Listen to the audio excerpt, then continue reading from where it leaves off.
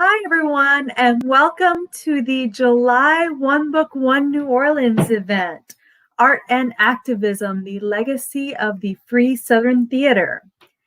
Now, before we get rolling, I wanted to tell you guys who are new tonight a little bit about what One Book, One New Orleans is. One Book, One New Orleans is a nonprofit focused on literacy and community. So we pick one book every year, hence our name, One Book, One New Orleans. And we encourage everyone in the city to read the same book at the same time, with the idea that we are going to grow as a community through a shared reading experience. Now, in doing that, we have to recognize that we have a very high adult population that struggles with low literacy. Our functionally illiterate adult population is approximately 27%. So if we're going to be One Book, One New Orleans, we have to do an extra layer of outreach to make sure that the book is accessible to everyone in our city. So I develop a curriculum around the book each year, and we get that book and its curriculum into the hands of adult ESL classes, adult basic education classes, classes for adults preparing for their high sets. We also get the book into prisons. We get the book into juvenile detention centers to be used in their education programs. And through a partnership with WRBH, we get the book into the ears of the blind and print handicapped. And then we have a series of free, family-friendly public programming in different neighborhoods around the city throughout the year so that we can bring everyone together. Obviously, the bringing everyone together physically is not happening, so we're really excited to have the power of technology to do that. So you may ask, what is this one book that we're bringing everyone together around this year? It is New Orleans Griot, the Tom Dent Reader, edited by Kalamu Yasalam, who is a literary force in his own right. So throughout the year, we're celebrating the writings of Tom Dent. And one of the things that he was really passionate about was documenting the stories of people who fought for the right to vote. So he went around and spoke to all of the lesser known civil rights activists and documented this in one of his pieces called Southern Journey.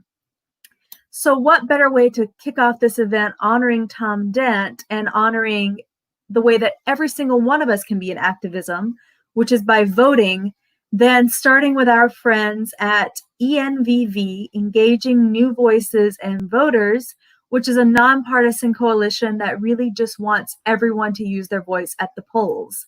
So without further ado, I'm going to introduce Sylvia Finger from ENVV, who can tell us how to register and check our registration. Thank you, Megan, for inviting me to speak to you this evening. I am co-chair of Engaging New Voices and Voters. As Megan told you, this is a nonpartisan coalition dedicated to registering voters, educating those voters, and helping to get out the vote. And typically at this time, 98 days before an election, we would be very busy setting up voter registration all over the city, especially in high schools and college campuses. But in these days, we've had to pivot, and like all of you, we're doing things on the web.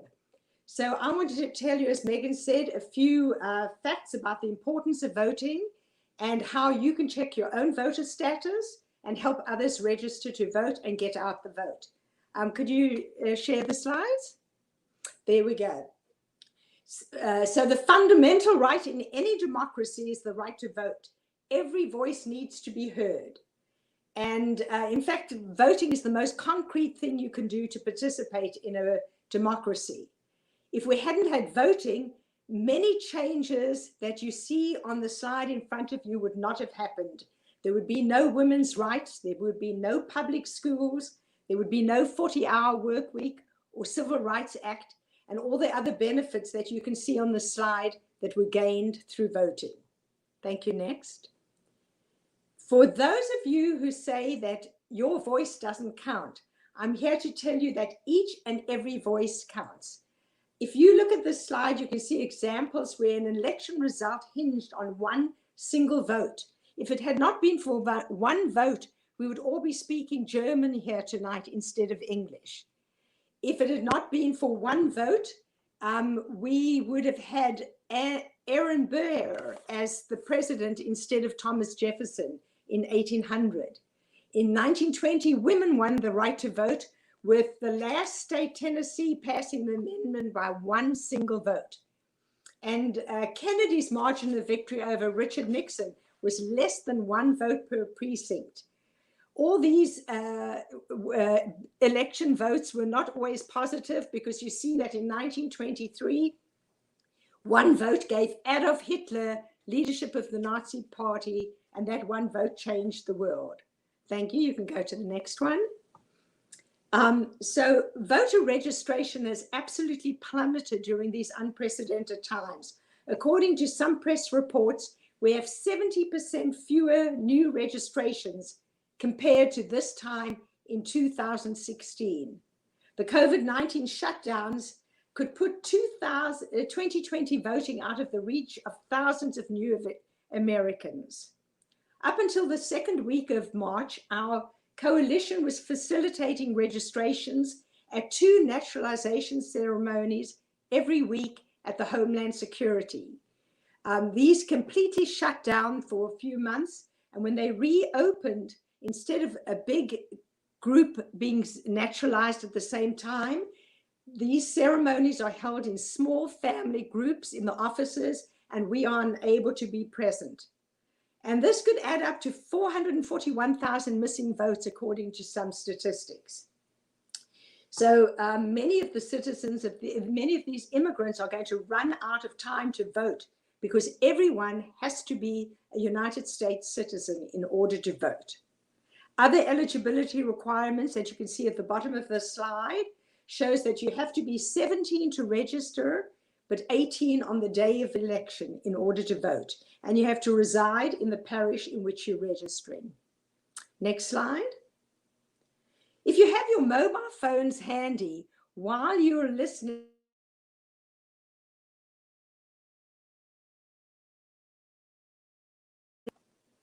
can you hear me now? I'm sorry, I believe my mic was muted. Can someone indicate if you can hear me? Oh, I hope so. If you have your mobile phone handy, take a minute to go to your app store and download the Go Vote app. You can see the app on your slide up there, and it's a very useful app because it allows you to check your registration status as well as that of others, and you can update your status if someone registered at a different address or under a different name, or you can change your party affiliation. As you can see, the app provides polling locations, it provides your ballot, and also links to the full SOS website. I hope that the app has been downloading while we speak, because when we've finished, you can play with it and see all the benefits. And I hope you're going to use this to register others. Next slide. Thank you. If you use your phone as well, you can scan our QR code and go directly to the Secretary of State website. In order to register online, whoever you're registering not only has to be a United States citizen and has to be 18 on the day of the election, but they have to have either a Louisiana driver's license or Louisiana state ID card, because those cards include a 4-digit number, which is known as the audit code. And you have to use that code to register online. And then you just follow the prompts to register, and in a few minutes, you'll be a registered voter. You can go along to the next slide. Thank you. Okay, the app also allows you to sign up to get an electronic reminder to vote. I'm pretty sure that no one is going to forget when this coming presidential election is, but often for the smaller local elections, it's easy to slip by and say, oh, I'll go later in the day, and then forget about it. This will give you an electronic reminder until you go in to vote. And it's important not to let the non-voters decide the election. We know that the statistics that indicate that the last election was more strongly influenced by the millions who didn't vote rather than by those who did. And this is a nonpartisan effort. It works for all sides. So in summary, what actions can you take? I want you to set up the app so you can verify your own registration, you can check eligibility of others, and help register new voters. And also I want to encourage you to vote early, if at all possible, because that way you avoid the long lines. And we saw what happened in Wisconsin and Georgia and other states where people were lining up for miles outside the voting booths. I want you to encourage, next slide. Thank you. I want you to encourage all your friends to register, your neighbors, your family, check in with them, share with them how important it is to use your vote as your voice and that every vote counts. Just so that you know, the deadlines for registration are October the 5th for paper registration and October the 13th for online registration. And then use your social media accounts to tell your network that you've registered and that you plan to vote. I know that Megan shared my PowerPoint on the One Book website, and there were 1,100 views in 3 short days. So that it makes a difference. Finally, I want you, don't forget to bring your photo ID to vote, and you can bring your Go Vote app in on your phone to the booth, because that allows you to check off the names of the candidates in the ballot box so that you can bring it in, and it's a good reference for when you're in the voting booth. And last slide.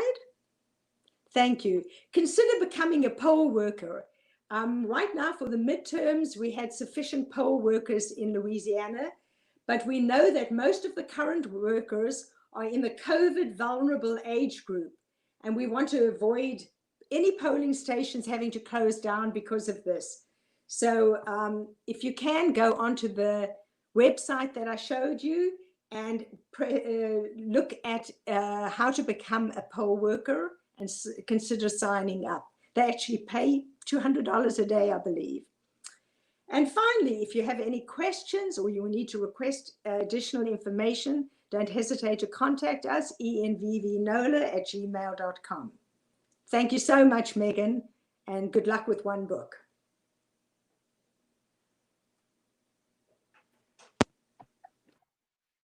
Thank you, Sylvia. And yes, Sylvia was gracious enough to allow us to share all of that information that you just saw on the One Book, One New Orleans Facebook page, which now, by the way, has 5,000 views, that slideshow. So people are really interested in knowing how to vote and making sure their registration's current. And that's really exciting for me to see. So now, on with the main event. Before we go any further, I'd like to just point out that this event was made possible in part by a Louisiana Culture Care Grant. Funding for the LCCF grants has been provided by the National Endowment for the Humanities and administered by the Louisiana Endowment for the Humanities as part of the CARES Act Economic Stabilization Plan. So thank you so much, LEH and NEH, for helping us bring our public programming to the people during this global pandemic. And speaking of bringing programming to the people, that is exactly what the Free Southern Theater was all about. We'll learn more about this tonight, but basically this was founded by John O'Neill and a couple of his other partners who we'll hear about. And then Tom Dent came on a little bit later and was really instrumental in shaping its vision. And what was at the heart of that belief is that theater should be for and of and by the people. And what's really wild about this is that I just started learning about the Free Southern Theater last year when I learned that this book had been selected by our selection committee. Before I had known about the Free Southern Theater and its mission, I had met Lauren Turner, and I knew about her theater company, No Dream Deferred.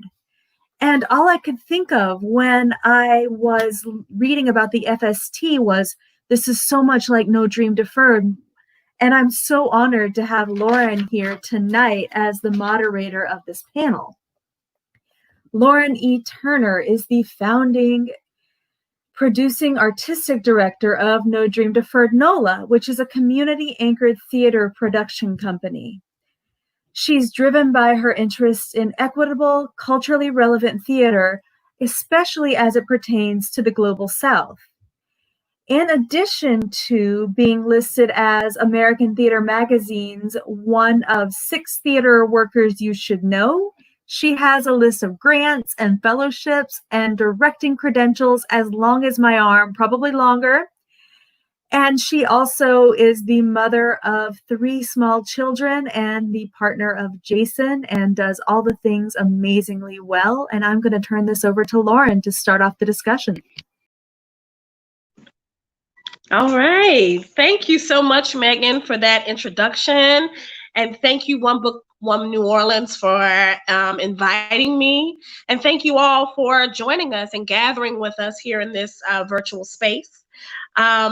Just for a few housekeeping things for our conversation today. I'm so honored to be here with our panelists and to be able to engage in this conversation. We're going to be talking for about an hour, but at the end of that time, we will be opening up the conversation for questions and some answers, some Q&A. So don't feel like you have to wait until the end of the conversation to input your questions into the chat. Feel free to do that throughout the conversation, and know that your questions will be included at the end of our time together today. So without further ado, I would like to introduce our panelists for this evening. Rodneka Shelbia, aka Ken Dorris, is a singer-songwriter. Born and raised in New Orleans, her appreciation for writing began in a SAC writing class at a time when she was being introduced to community activism, which is reflected in her earlier songs. She's a beloved community member and is most affectionately known for the mantra-like choruses of her songs, "I am the prize," and "I'm so thankful." As a cultural worker, activist, facilitator, and educator, Wendi Moore-O'Neill works to connect social and economic justice groups' missions, vision, and values with how everyday work gets done. She uses spiritually grounded practices, visual art, story circles, and song sharing as tools for growing inspiration and building democratic processes. Born and raised in New Orleans, she has worked in local, regional, and national organizations, but her heart's work is rooted in the deep South of the US, especially the kind of organizing that happens around kitchen tables and good food. She is a dancer, markers and scrap paper visual artist, freedom song singer, and teacher. One of her favorite teachers is her father, John O'Neill, co-founder of the Free Southern Theater, a radical Black theater project that grew out of the Student Nonviolent Coordinating Committee in the 1960s. In 1991, she helped found one of the first documented out lesbian and bisexual women's alliances at a historically Black college, Spelman, in Atlanta, Georgia, which continues to exist as a group, Afrikiti, today.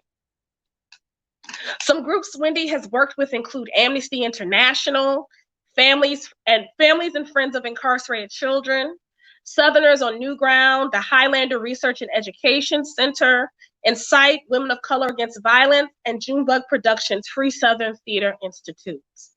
So would you please join me in welcoming our panelists to the space? Hi! Hey, everybody! This is so wonderful to be able to gather and to see everybody's face. I've been starving for person-to-person interaction since all of this has begun, and I guess I'll settle for virtual interaction. Better than nothing.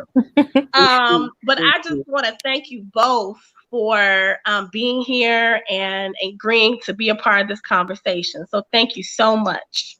Thank you. I'm honored. Thank you, Lauren, and One Book New Orleans. Yes. Absolutely. And just a heads up, I just want us to have just a free-flowing conversation, you know? So I guess the first thing I would like to do is check in with both of you all and just ask you, how are you doing these days? Well, I'm doing all right. I'm doing good. Yeah. Getting my me time in, doing some writing, of course, and making the best of the quarantine life, Yeah. Yeah. Mm-hmm. Wendi? I am. Wait, I tried to move to another thing. Let me see. Okay, I lost y'all for a second. Oh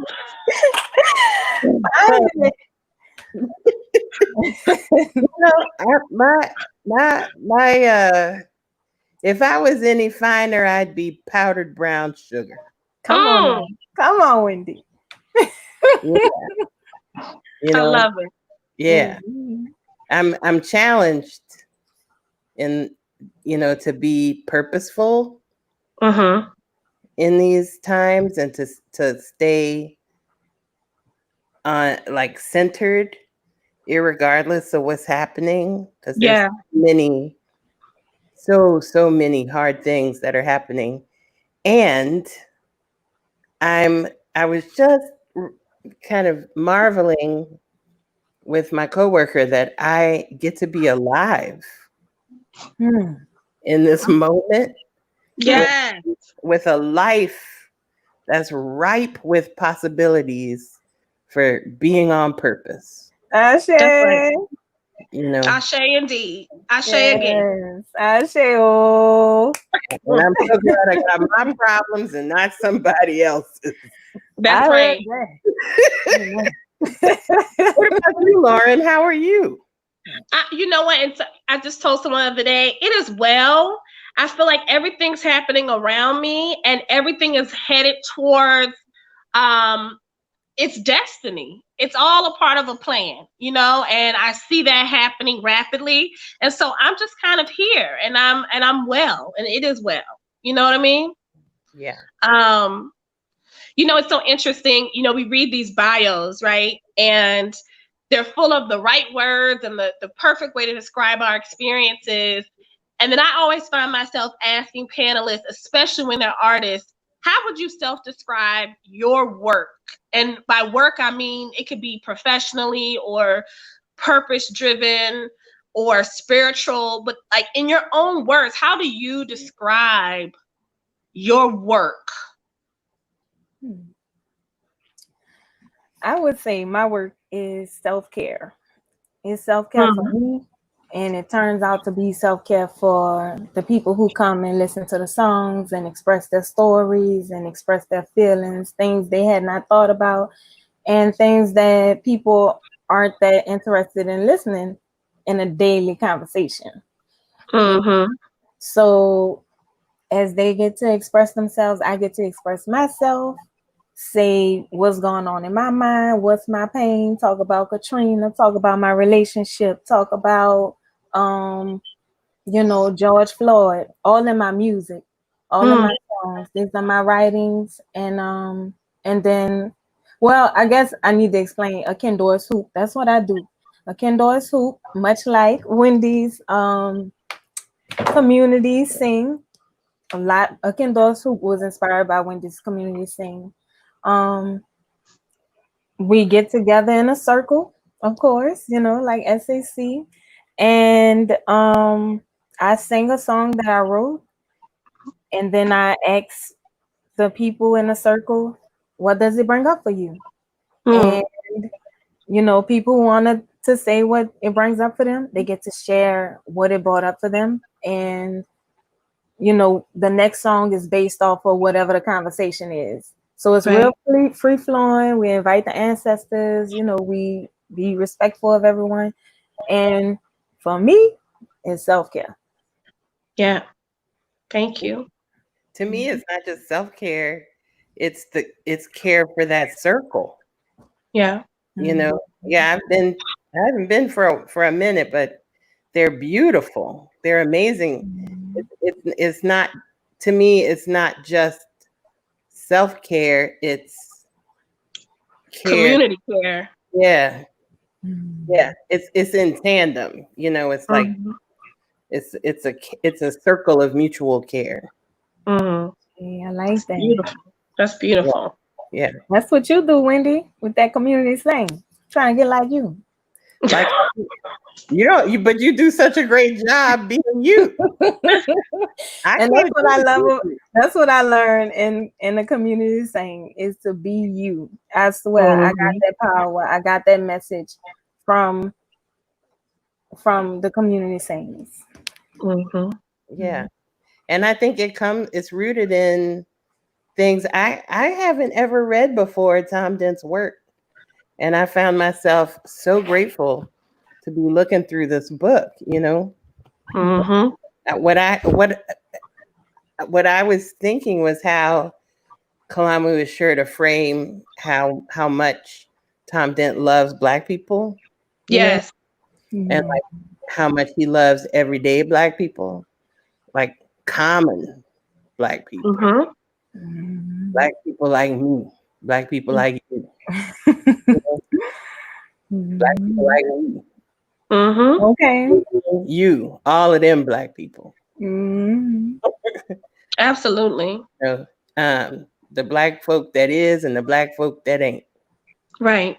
So what I think is that way of respecting being who you is, not who you is not, and being centered and rooted in that, and the belief that from that place, I got a right to the tree of life, From that place, I belong wherever I am.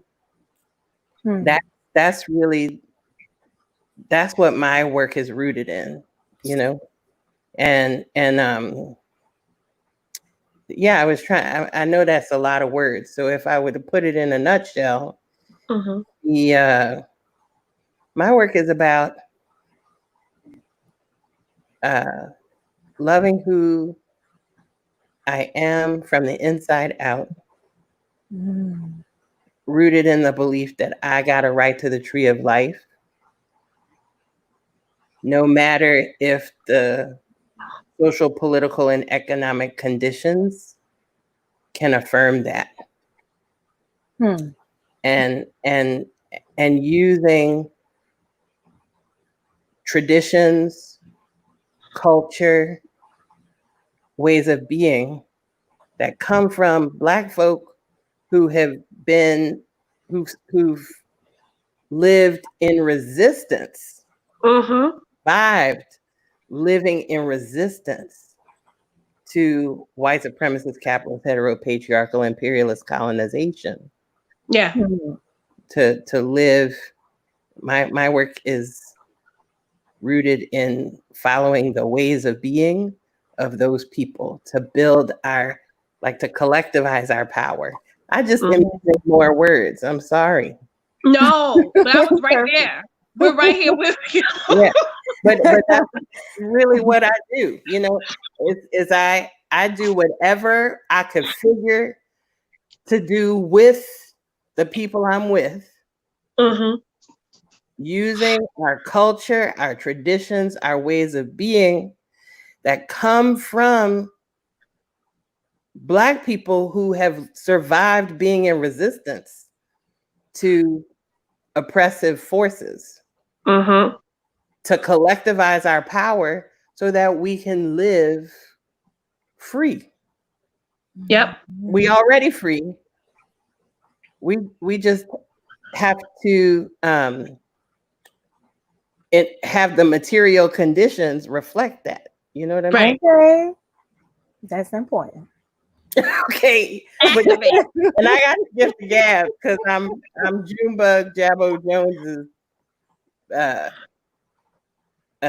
student. Yeah. So well, let's jump right on in.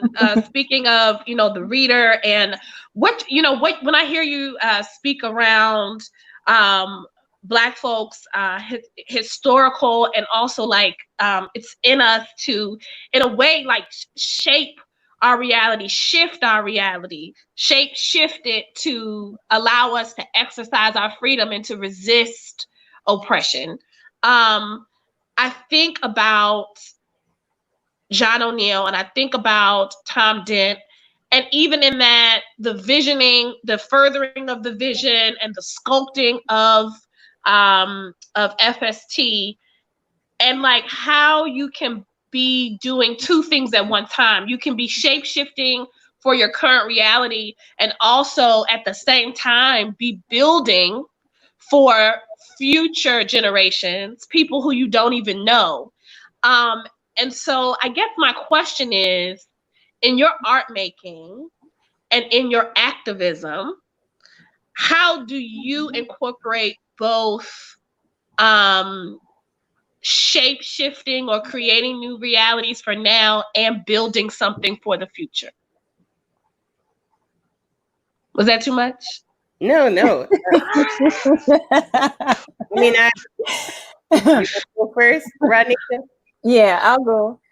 So so one of the things I found in reading about Time Dent and FS in the Southern wow, I don't have my words. Free Southern Theater.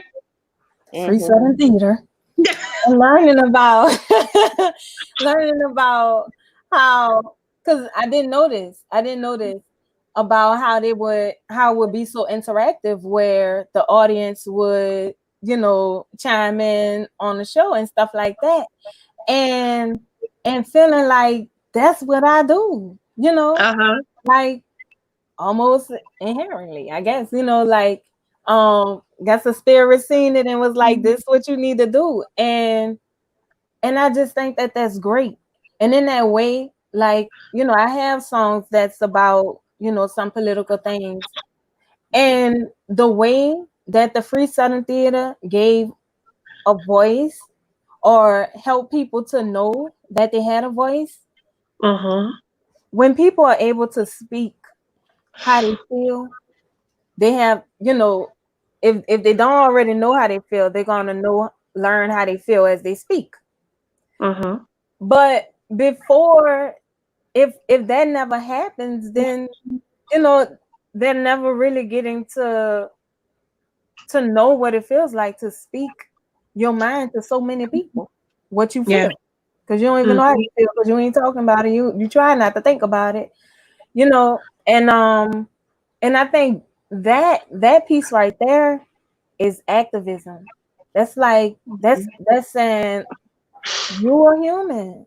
You are somebody who do think, when everybody, the structures are saying that you can't think. You know you can think, you know, in your house, you know, you can think, but you know, right now as you speak to this stage that's basically portraying your life, you know, everybody know your mind, everybody know you can think, everybody see your intelligence, they see, you know, that you feel, you know, which is something that I think even today we have trouble with Black people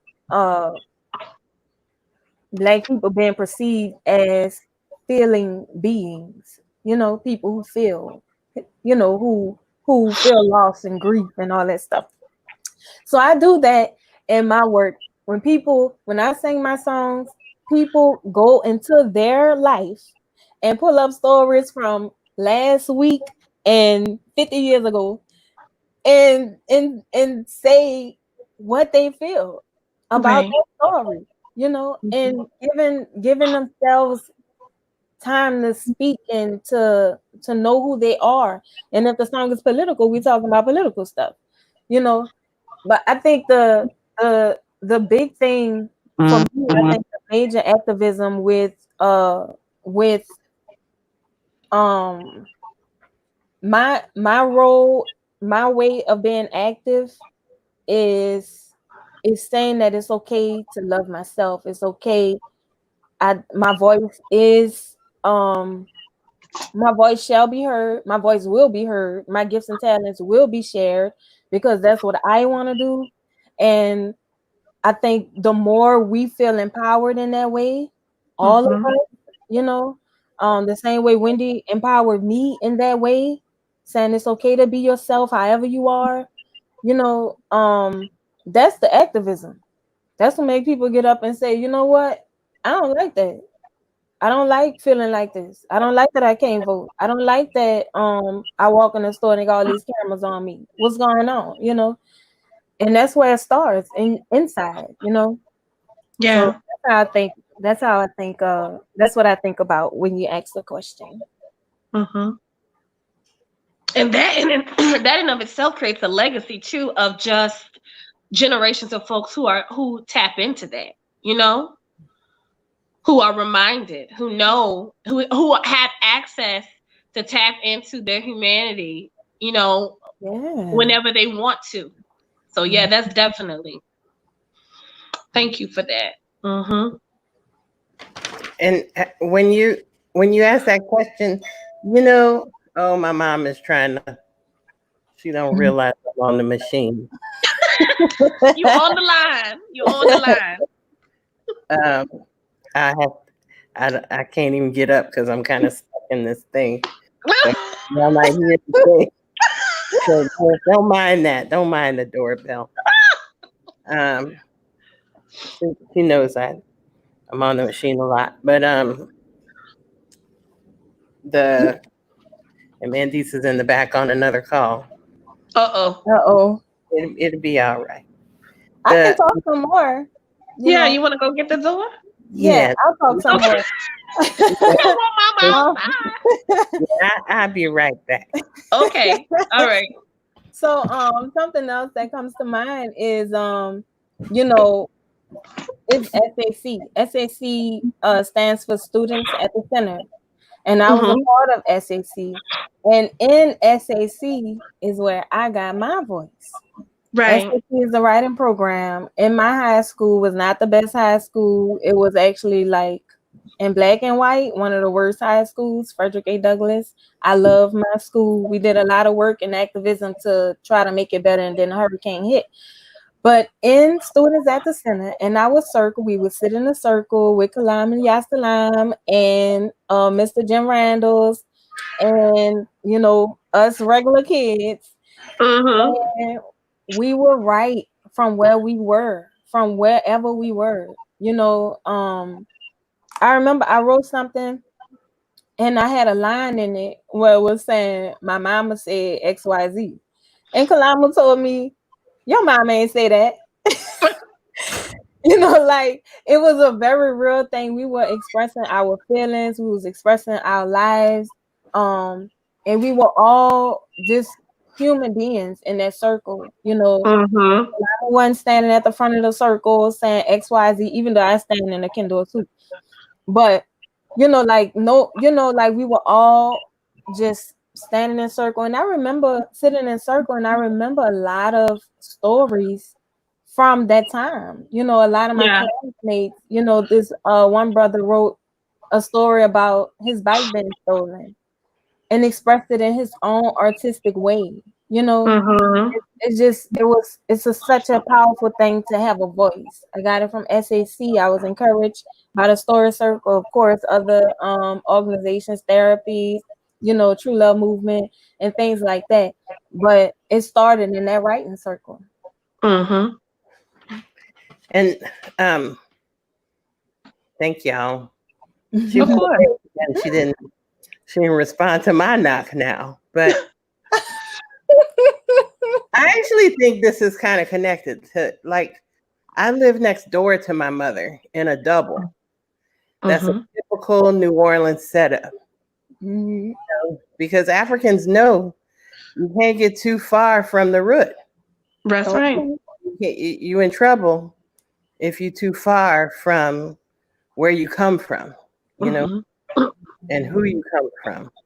And for me, that's my mom, and a lot of people do that, you know, but it's not just the person who gave you birth, it's the people you come from who keep you safe, who keep you, you know, physically, emotionally, spiritually tended to, cared for.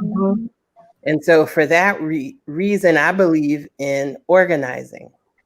You know, I believe in collectivizing our power, you know, in order to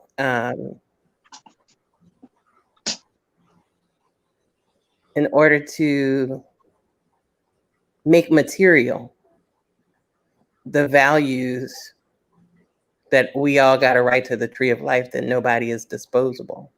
Right. And I think that those are timeless values, you know. So what you're talking about, Rodneka, makes sense to me across time, you know. So I time travel all the time, you know, because a lot of the songs that I sing come from enslaved people, you know. I don't have an experience of chattel slavery, but a lot of the ideology for liberation that my practices are rooted in is informed by the experience of surviving being in resistance to chattel slavery. Right. And informed by the worldview and ways of being that came before, you know, enslavement, that came. So you can hear the sounds of the work of Mansa Musa. You can hear the sounds of the spread of Islam, the spirituals that I sing, you know, even though I was raised atheist in, you know, 1974, you can hear, you know, pre-colonial in my sound. And that's relevant for the present moment and the future. I want to read, I found this, I was looking through, I cleaned my office. Wow. Wow. I found this old FST newsletter that says it's the FST notebook from 1972. Wow. And I found, my dad wrote this article. You can tell it's him because it's the whole page. Tell you everything you know, huh? Word. I found he was answering a question. I was involved with some people talking, and they were asked. We were trying to define what is cultural organizing, which reminds me of your question. So I was trying to say what I think it is, and then I found this article, and I think this speaks to it. So I think that speaks to time travel. He's talking in 1972. Right. I am in 2020. And so he says, in this turbulent time, it'll become increasingly difficult for Black people, every shade of color, of opinion along the spectrum. I'm sorry, let me say it again. In this turbulent time, it will become increasingly difficult for Black people. Every shade and color of opinion along the spectrum will call for the support and assistance of the Black masses. In times like these, a people's artist holds a heavy responsibility. We have the task of preserving and verifying the living elements of the past that are useful now and placing the dead in graves to rest. We have the task of observing, reflecting, and commentating on the present so we can see if we're doing what we want to do, being what we want to be, being a mirror, making true reflections of Black people, replacing the one-way mirror held up for and by white people. We have the obligation to examine the future, to look into the corners where dreams grow, dreams too fragile and tender to face the light themselves, but whose images can be seen and understood if we bring them out. These are the things that people need their artists for. Without their three-way vision, how can a people or a person make judgments about what and how to do? I don't know why that's making me want to cry. So emotional. So I just feel like that's what my work is about. Yeah. To me, that's the thread or how I can be in 2020, never having worked in the Free Southern Theater, not being a theater artist. Right. I'm essentially an organizer, you know, and I'm not even a campaign organizer. I'm a sit on the porch and have porch time organizer. That's organizing. And it's sit around the kitchen table. I'm, you know, sit in your living room and figure out kind of organizer. And that's how that is connected to Tom Dent and Tom Dent's love and respect for Black people. And Tom and my dad used to argue all the time. You know, they did not agree. Yeah. I think my dad, I'm not actually even really clear on what all their disagreements were about. In my mind, my dad was more focused on like funding. Right. Logistical. Yeah. And doing that in a way that meant you could figure it out in big chunks. You know? And Tom was like, you worried about the wrong thing. That pulls you away from being accountable to the people you are accountable to. Like, and my dad's work tended to be, you know, local. He was everywhere, you know, and he traveled a lot to generate income. Whereas the thing that people remember of the Free Southern Theater is that writer's workshop. It's because of the kind of study that it facilitated, but not the kind of study that's academic with no reflection or connection to your lived experience. Kind of workshop that allows you to connect these ideas and ideologies of liberation with what is actually happening to you, with not in some high-minded, intellectual, theoretical space, but right here on the corner, right where you at, right, with Big Mama and, you know, and your cousin and them. And so that's what I think Tom Dent's work to do that writer's workshop is so much of the heart of what was valuable about the work of the Free Southern Theater, you know. And I see a connection between that and you, Rodneka, you know, and that SAC and SAC, but at the center. Everybody knows, you know, the letters stand for. Absolutely. Yeah, well, let me stop me because, you know, I'll just keep talking. No, I love it. It's good listening to you, Wendi. Yeah, you. That's what I'm saying. That organizing you be doing, we be listening, we be there. When the call, okay. Wait, Wendi, would you say then, and Rodneka, of course, I want to hear from you as well, but like, would you say that that's one of the largest lesson or the biggest lesson or gift that you carry with you out of the Free Southern Theater work? Or is there something else? I think the gifts I carry are endless. I don't think I can quantify them. And I'm not saying that about I'm just talking about what is purposeful. Right. I'm saying I feel like one of the biggest what are some of them? What are some of the things that you know you got tucked away?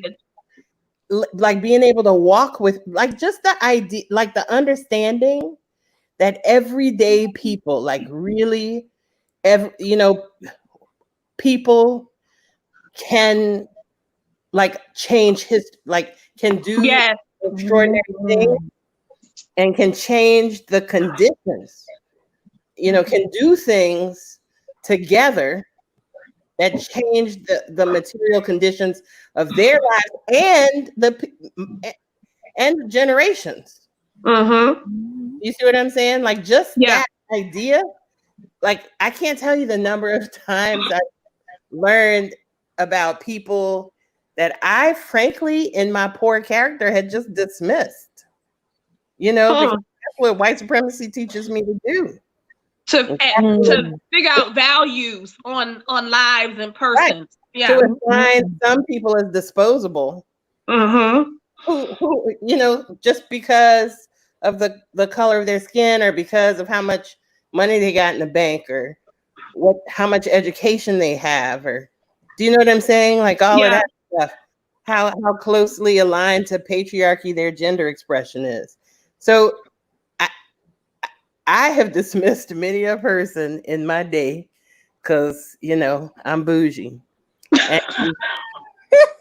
And what I've learned in the number of times I've had to come back, recognize that actually that person knows something about my history that I have to, that I can't do without. Do you see what I'm saying?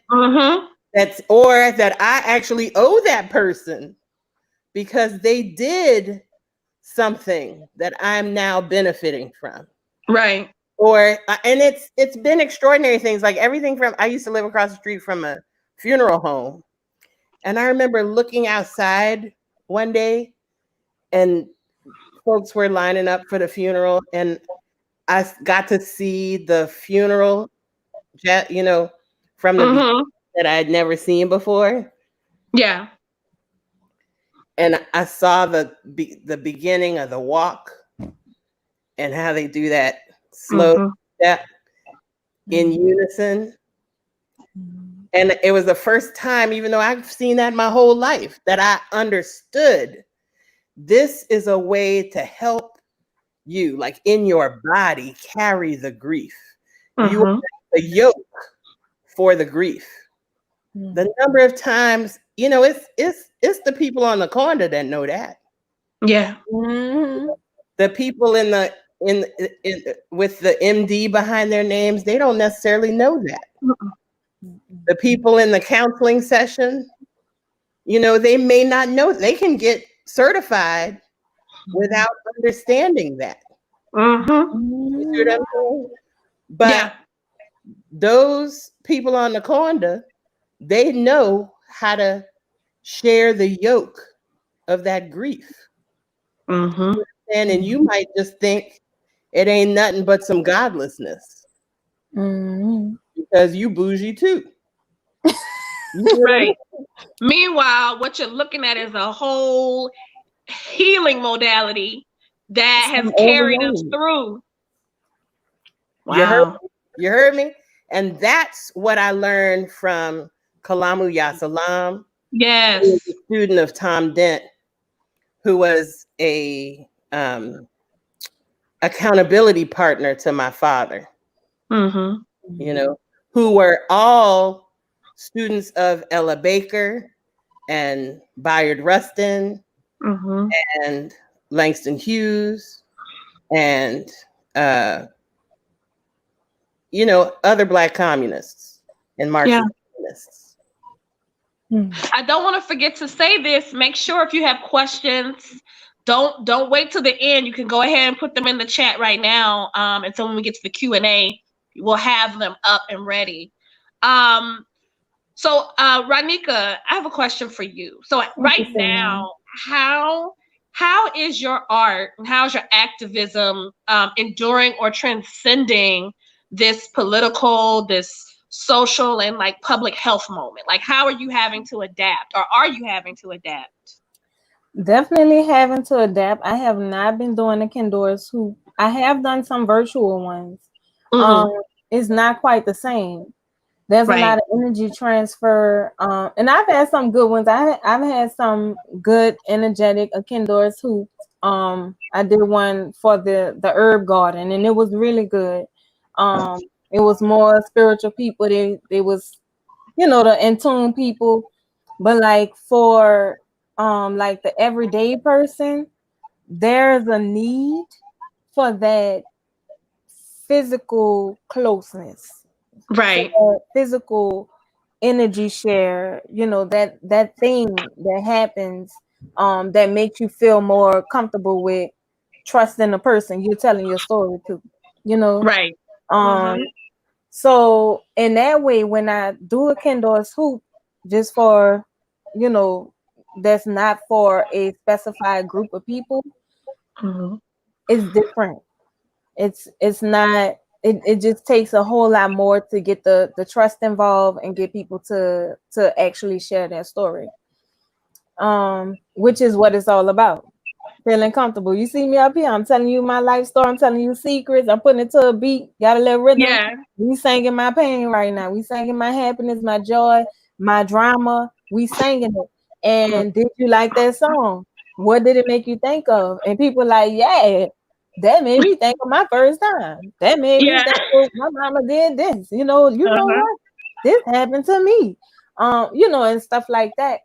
And so I'm having like, you know, so I'm not really doing a lot of Ken Dorris soup. I'm really looking forward to I could definitely do it for groups that, you know, they're already together, they have a purpose. I could kind of cater and let the ancestors do their thing. But in terms of just putting up a Ken Dorris hoop and saying come through, it's just a little different, you know. Oh, I want to talk about it some more, Rodneka, because I've been thinking about this a lot. You know, like I think you're right. We can't do things. Ooh, I was about to cuss. You can cuss? We can't cuss? Oh, We're not allowed to cuss? Okay. and I wasn't sure if this was a French-speaking establishment. But you know, like there are things you can't do on the machine that you can do that are, I've always thought, are necessary, like, you know, sound bathing, basically. You know how I love to in the vibe, but there are things you can do. I feel like it's like just like any other challenges we have. It's like I've been working to figure out what I can do, not what I can't do. Like what? So there are things that you know, you can't do a community sing online, really. You know, You did a good one though, Wendi. Well, I know what you're saying. That's what I'm saying. You can't, but it's because I try to focus on what we can do. The thing that you can do on the machine is notice, like the thing that I've been doing, because it don't sound like whatever it sounds like, but it don't have to, you know. It needs to be what it is, not what it is not. So like I remember my dad, Kalamu, I don't know, one of these grown people I got this from, they say, you know, sound waves keep going. They don't stop. Once there aren't people to hear them, you know what I mean? They go out into the ether. So even though you might not be in the same space to get that sound wave, you can actually, it's possible for somebody to bump into your sound waves. You hear what I'm saying? Yeah. Me in the air. Right. Me in the air. Yeah.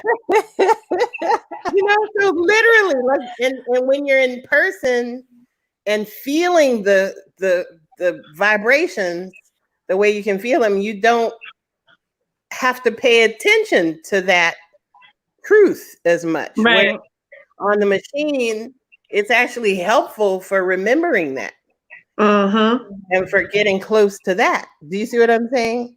Absolutely. Yeah. Okay. You know, I'm going on and on.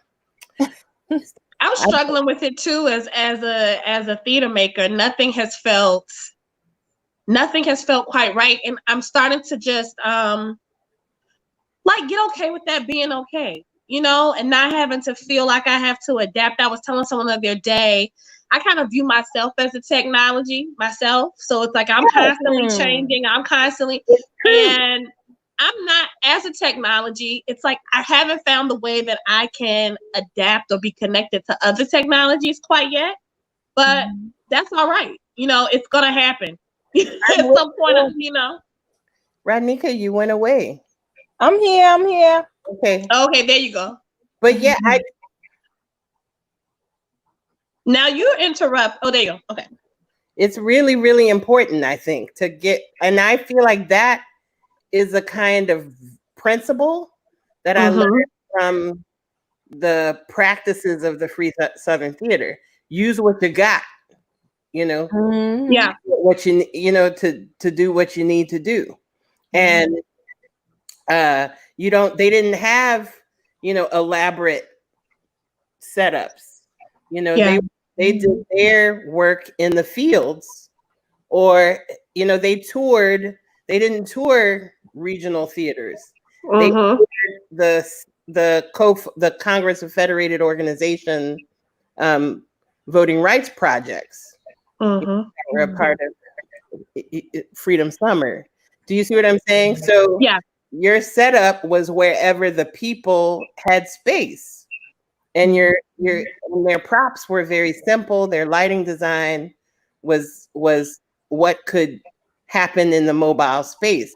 And so I'm not a theater artist, but I am somebody who develops strategy based on what we got. And being able to understand that we may not have money, we may not have this, we may not have that, but what we do have has value. Right. And what we do have has the capacity to do what we need it to do. Exactly. To do. And so that's the same way I approach. I do the community sings now twice a month on the machine. And I've been learning things like the machine is not really set up to have multiple voices, you know? It wants to cancel out voices that are happening at the same time. And so I don't need to try to make the machine not be that. And it was the same principle of like what I said, people, you can trust the people to have wisdoms to help you to do what you need to do. The same way the theater's methodologies did. Somebody on the machine was like, you know, I think that I was complaining about it, and somebody on the machine was like, you know, I think the technology has a gift for us. It's offering us something that we need to actually sit with. It's canceling out multiple voices the way a lot of these oppressive architectonomies often do. So what we need to do is, like I learned, another person taught me that the machine, so that person was like, we need to just listen to what it sounds like. And when we listened, another person taught me that the machine really likes to do soundscapes even more than like songs with words.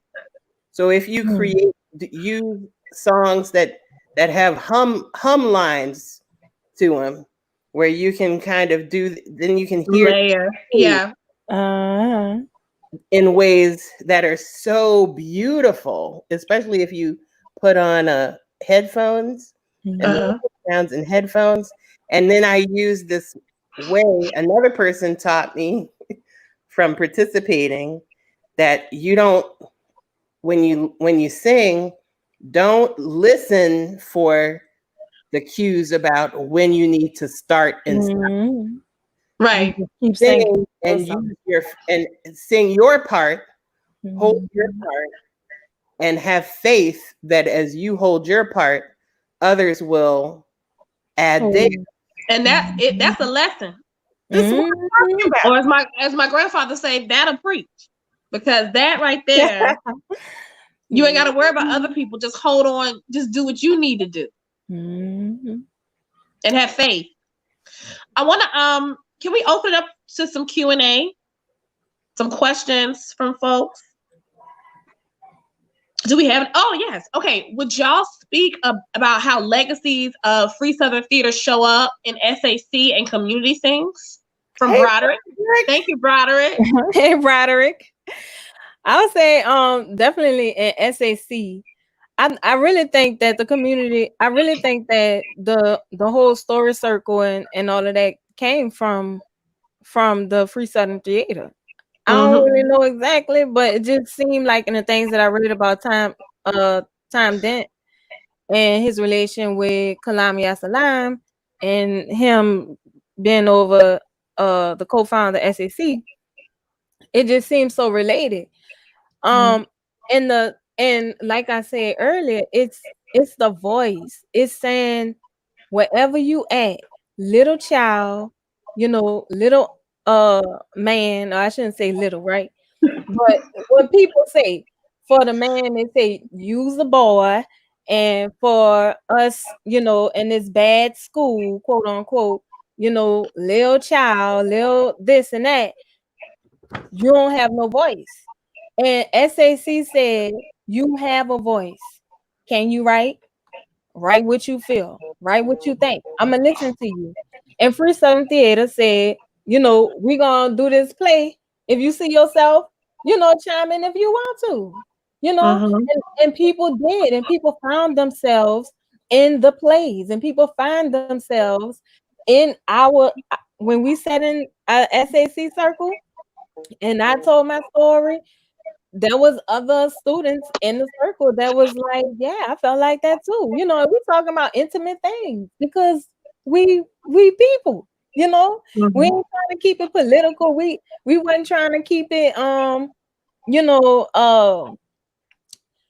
just when you think about the person who is heading your group, Kalamu and Mr. Randalls, ain't too much political correctness up in there, like it's like stop all that, trying to get correct with your words and all that stuff and say what it is. And we'll do all the other editing later.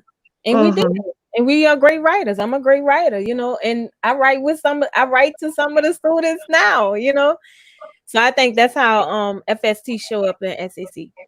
Oh, and the most important thing is the activism part of it, because it was from the writing class that I got to learn, because we had to read too, of course, right? And we read about history, and we read about homoplexy, and we read about the allegory of the cave and the writing styles, and we met Bob Moses, and we went to Jackson, Mississippi, and did activist work around reading and around quality education and making quality education a civil right, and going out to protest and creating protests and stuff like that. That came from students at the center telling me that I had a voice. Yeah. Well, I totally agree with you, Rodneka. I see a connection to the legacy of FST in what you do, and in SAC and students at the center, because I don't think the story circle process in written form came out of the Free Southern Theater. I think the practice of listening and talking to everyday people, and knowing that the fruit of what you receive from that exchange is mutual and is material text that you can use to do something to make your life better. Do you see what I mean? Is something that comes out of the Student Nonviolent Coordinating Committee's ways of organizing, that were rooted in connecting, that came, and that happened thanks to Ella Baker, who had been an organizer with the NAACP in the 40s, registering Black people to vote throughout the South. And so she was able to connect those young people with folk Mm-hmm. who throughout the rural South who were willing to take risks, to be able to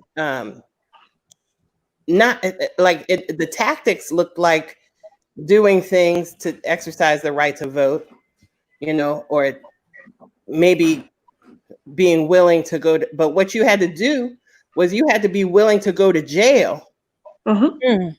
Do you see what I'm saying? That's a lot of what they got people to do, was to be willing to go to jail, to be willing to take risks, to do something that was risky, to exhibit to the power structure that you gonna do what you gonna do, and I'm making it clear that I'm going to disrupt Right. what you decide to do. You're gonna have to deal with my agenda. Mm-hmm. One way or another. Before, right. In order to get to your agenda, you're gonna have to go through it. So I don't think people understand that the Free Southern Theater was connected to, you can't really say the Free Southern Theater without talking about the Student Nonviolent Coordinator, right, and an organized effort to make change. So that legacy, that way of trusting the wisdom of everyday people is what, and using and knowing the brilliance of that, of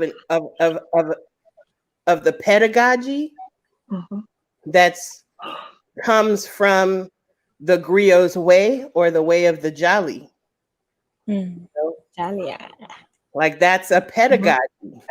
It is, yeah. For learning and growing. And so that is what informs the community thing process. Okay. That's what informs the story circle process, along, in addition to all the people who helped to craft it.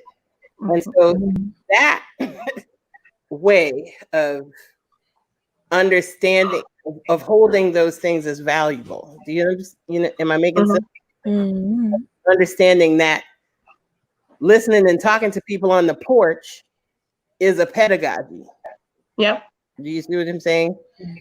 Understanding that you can do something with the experiences that people have are important information about not just how you entertain yourself or not be bored, but how you learn what resources you have to address what makes things better. That is what my work is rooted in. That's what that's what the community sings. That's what allows the community sings to be able to exist, because I learned the songs, I learned freedom songs through, I remember sitting through FST rehearsals, because FST was really, it died in the last performance of the Free Southern Theater was the first performance of Junebug Productions, and that was in 1980 with Don't Start Me to Talking or I'll Tell You Everything I Know. And so I remember being in, and I was born in 1974, so I remember being in rehearsals in the building, and some of my earliest memories, I remember in Where's the Blood of My Father, they would start in song in the audience with Oh Freedom. And I still feel it in my body. You know what I'm saying? And so, and we would travel, my family would travel with my dad to all the performances and meetings.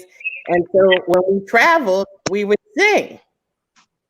And a lot of times, a lot of those meetings that we would be at were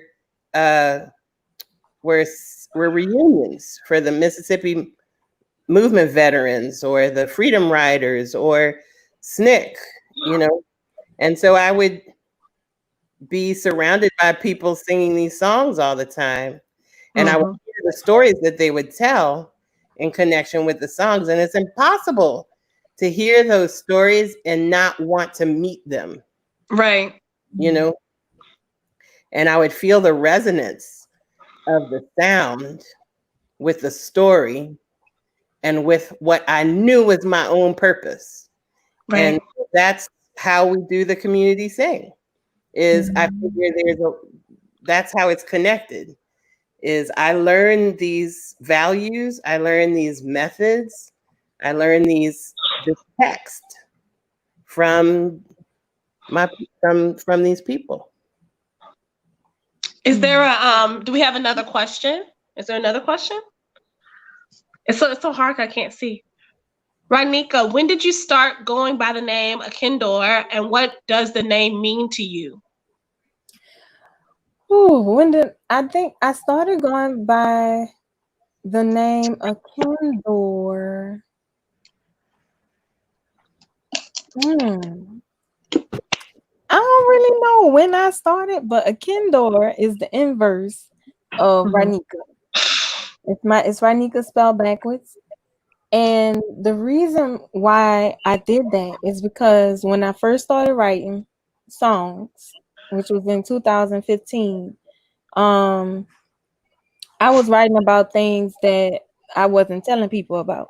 You know, I was talking about my real stuff. And I have this struggle sometimes with being with feeling like I'm being myself all the time.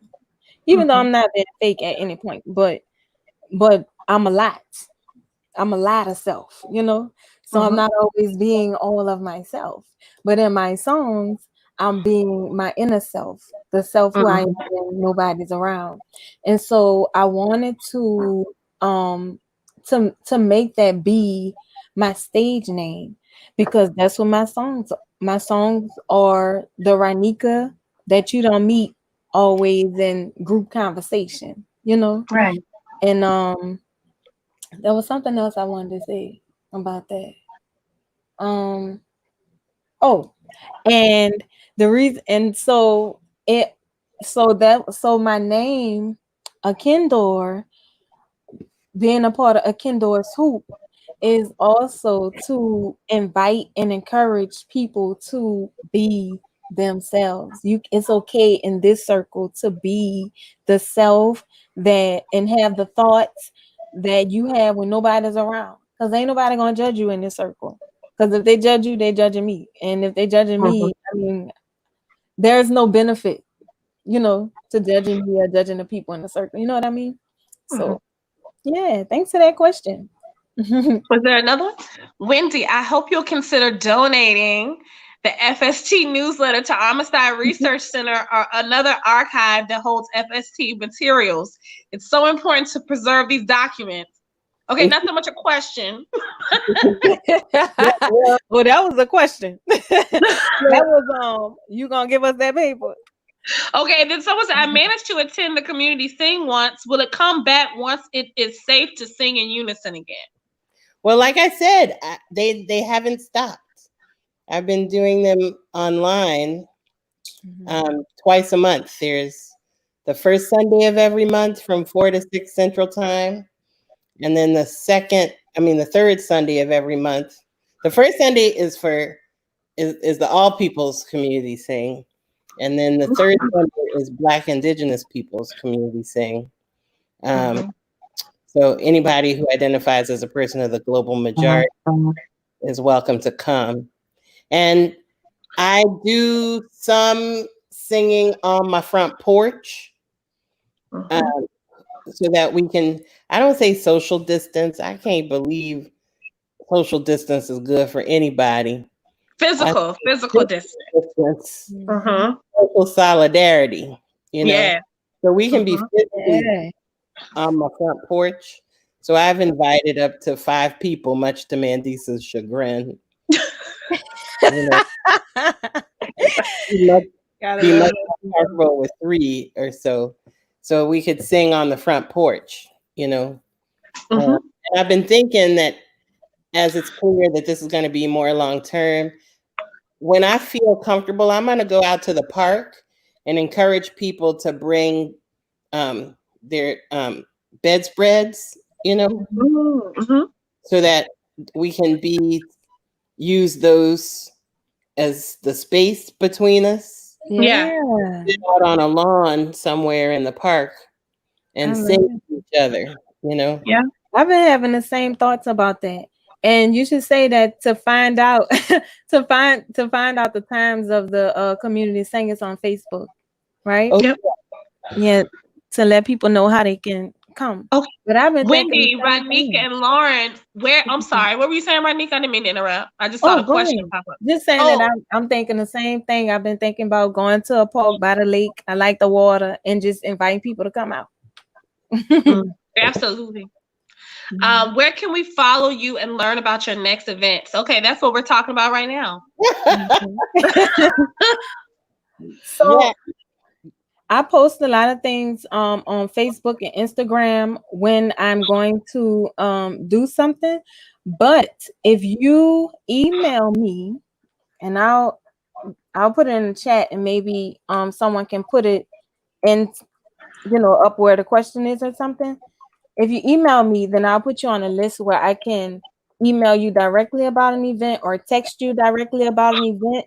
And so I'll leave my email and my Ken Dorris phone number up, and you can call and leave messages and texts and stuff like that, and I'll answer them.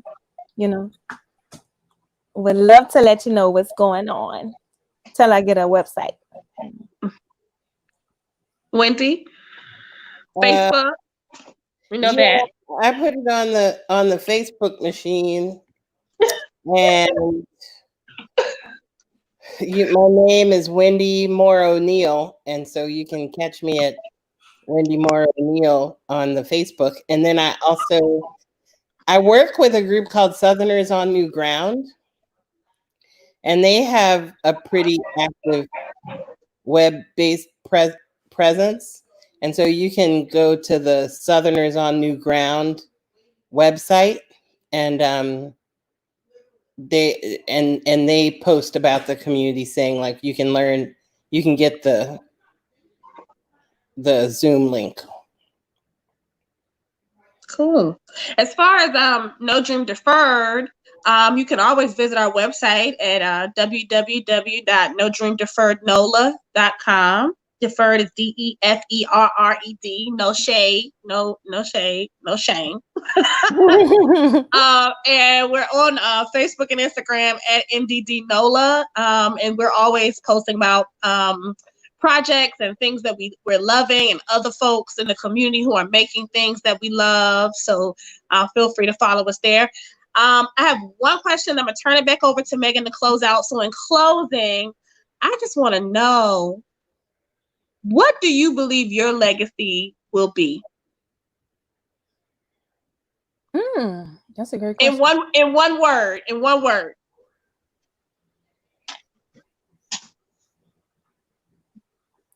My legacy would be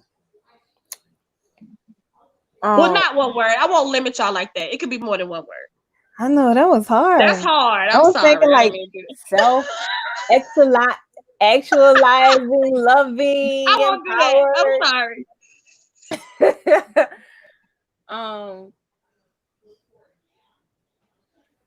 I think my legacy would be sharing. I might need some more time, but I'm thinking something like sharing yourself to empower other people, know, like sharing who you are, because other people are you as well. Yeah. You are other people, and we help each other grow and love and all that stuff. Tell your story, your gifts and talents. That's my legacy. I think my legacy will be that I always sing this song. Oh Lord, Lord, I got it right. Oh Lord, I got it right. Oh Lord, Lord, I got it right. I got it right. I done told you. I got it right. I done told you. I got it right. I done told you. I got it right. I got it right to the tree of life. All right. Yes.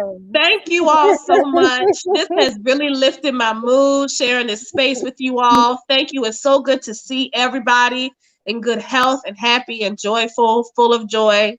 And I'm going to turn this over to Megan Holt. Thank you so much, y'all. No. First, we have to thank you, Lauren. Thank you so much. Thank you for your grace, for your skill. And I want to also just lift up Gilbert Moses and Doris Derby, who are both co-founders of the Free Southern Theater.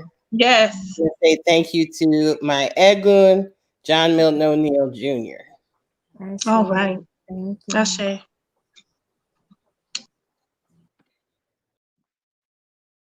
Wow.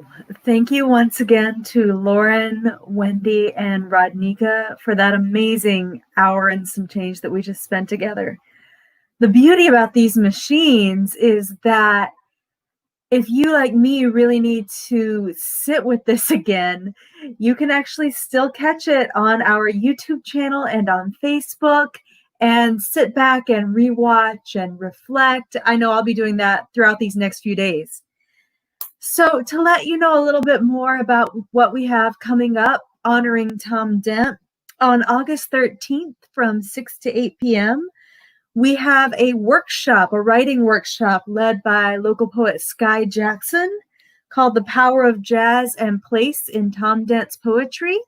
So we'll be giving you some information about how to sign up for that. On August 26th, so funny that one of the questions was about donating something to an archive. On August 26th, we have the Tom Dent Papers, which is a conversation between the Amistad Research Center and Dillard University Library talking about their Tom Dent collections, because apparently this barely scratches the surface and you see how thick it is. There's a lot more, and they can talk really about the process of collecting and archiving Tom Dent's work. And then on September 16th, co-sponsored by UNO Press, who also published New Orleans Griot, the Tom Dent Reader, we have the Matrix of Creativity, Imagining Freedom in Louisiana and Mississippi. This event will be hosted by Christina K. Robinson. If you haven't seen her amazing review of New Orleans Griot in 64 parishes, look that up. It's really beautifully done. And Christina will be guiding a conversation between Black writers from Louisiana and Mississippi, inspired by the fact that Tom Dent himself called New Orleans the Matrix of Creativity, and then identified Greenville, Natchez, and Jackson as this sort of cultural triangle that was like a spiritual home for Black writers. So to find out about these events, you can follow us on Facebook. You can follow us on Instagram at One Book One NOLA. And if you want to receive emails from us, you can go to onebookonenola.org, and you can subscribe to our newsletter and keep up with all of the stuff this year and in the years beyond. We hope to keep bringing free, family-friendly public programming to the people for years to come. Thank you so much again for your time this evening, and thank you to our amazing panel. Normally I would call for another round of applause, so clap at home, I guess. Thank you, and I'll see you all in about a month.